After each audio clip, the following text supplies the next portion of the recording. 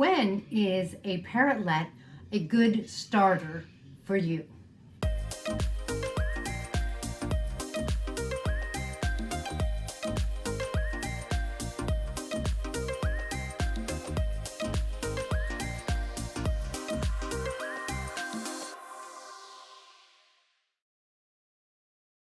Hi, I'm Kaylin, the author of The Parrot Bliss Bond. Please be sure to get your handbook as to how to create a blissful bond with your parrot by ensuring a quality life so you can have quantities of bliss on Amazon.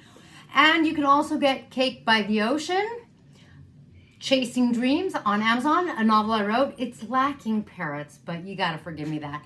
We can't be perfect, right? So, in this video, we're talking about when a parrotlet is a good starter bird for you. In this video, I've got my parrotlet Indy, who's not feeling well. He has had meds and everything, so I'm trying to coddle him and take care of him. And I have been followed into the room by my cat. Usually I think cats and birds should be like as far apart as possible. And my cats live in my bedroom, but sometimes they walk on their own and go where they want. The birds are that bad too, you know, I don't understand. Now, is a parrotlet a good starter bird? Of course, and I kind of felt like that was obvious, so I thought I would take it up a little notch and talk about when is a parrotlet a good starter bird for you.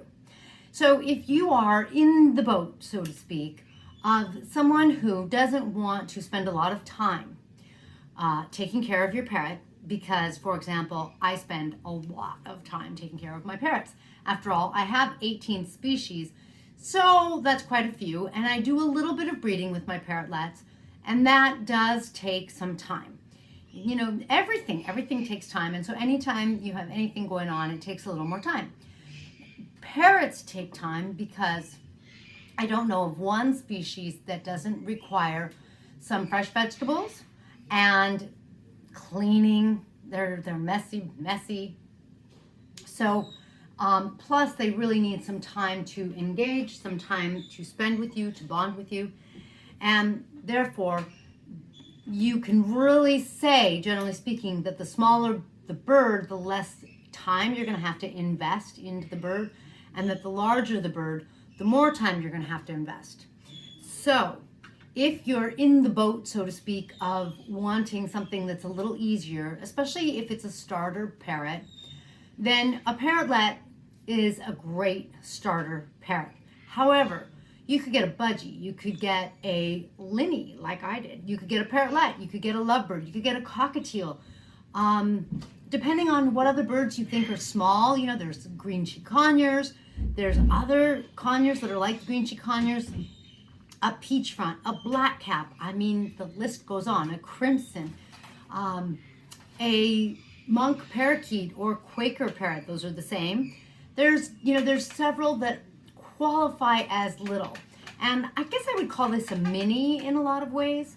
So if you're looking, even if you're only looking at the minis, there's still several choices. And then there's, and there's also the grass-eating parakeets. So there's a lot of choices. So when do you know which one is right for you? And more importantly, is this little guy who's hiding right for you? First, ever so quickly, I'm going to tell you that if you haven't gotten your bottle of Tink's must-have parrot relief, it is CBD and hemp oil. Hemp oil is highly beneficial no matter what kind of parrot you have, not like by the bottle full. There's a reason it's a small bottle. Please read the directions.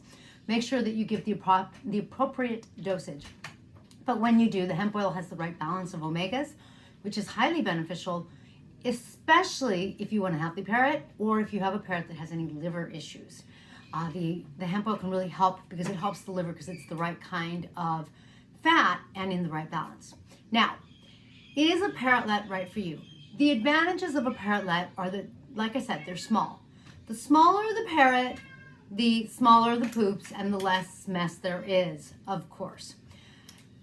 Also, if you're like in a small apartment or something like that, the smaller the parrot, and the mini parrots, they're going to offer you the ability to give them a smaller cage.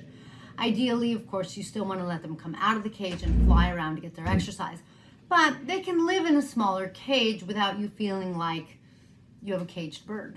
I don't know if that's a metaphor or not.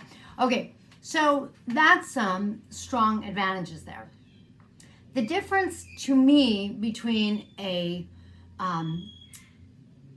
little guy like this, a parrotlet, and one of the other minis is, personally, I'm partial to them. I really do like them. But they're not the only ones I like.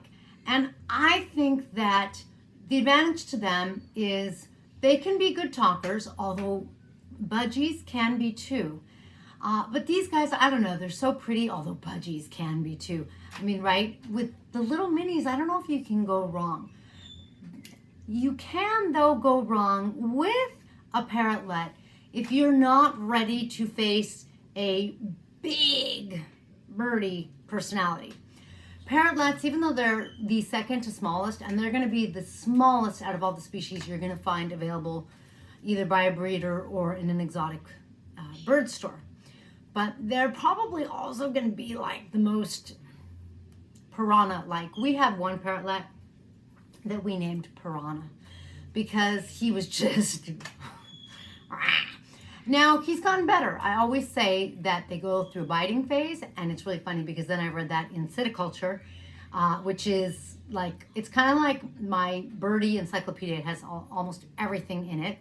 As a matter of fact, I'll show you a picture of my Citiculture. See, I keep it right by me because it's my reference book. I'm constantly using it. But anyway, parrotlets go through this little biting phase, and it's kind of like a puppy that goes through like a bitey phase too. And you know, dogs have you could say they're teething. What is a parrotlet's excuse for biting? I don't know.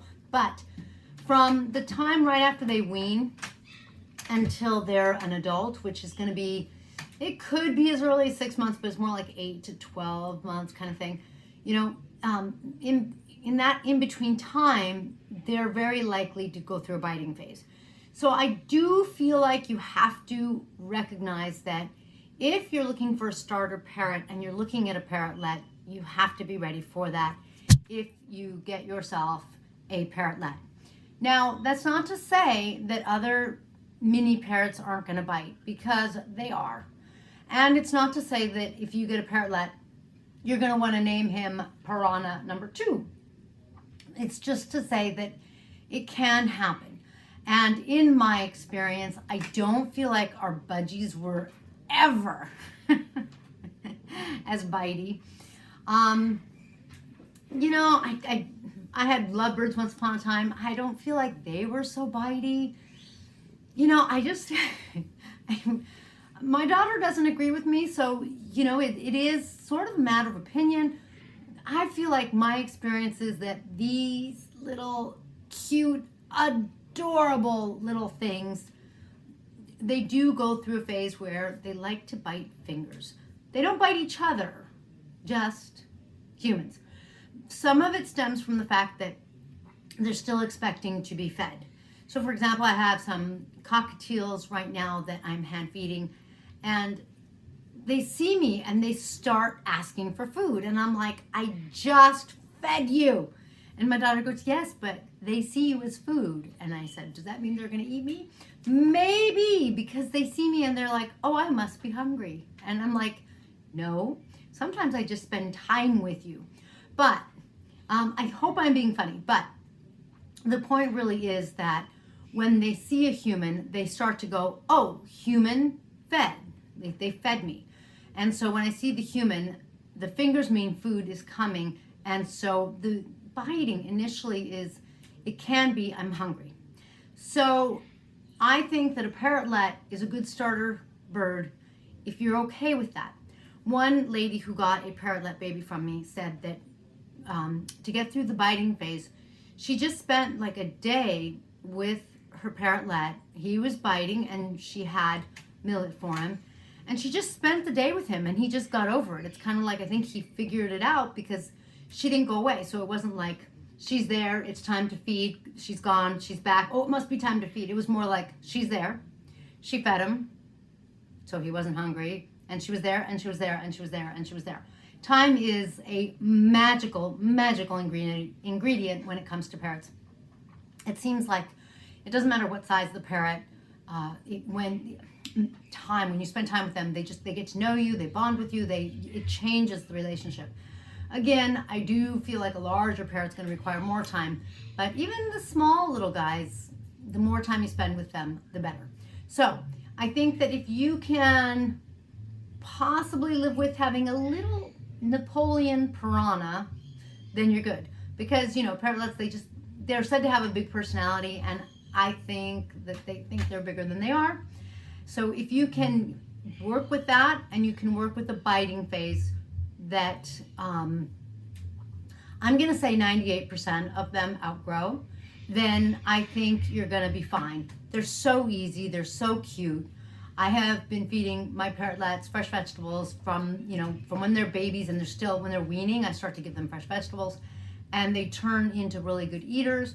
Makes me happy. They're beautiful. The ones in my aviary are beautiful. There's some that I handle more, and they're fantastic.